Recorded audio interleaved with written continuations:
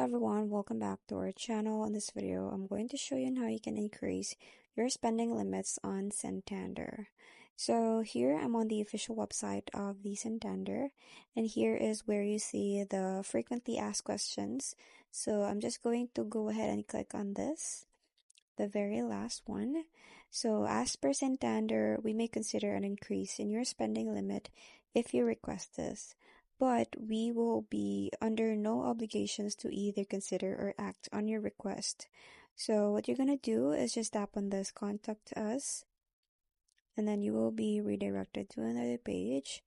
So from here, just scroll down and you have here all the options or ways to contact them. So if you want to email them, just go ahead and click on email. So once you're here, you can go ahead and write them your request on having the increase spending limit.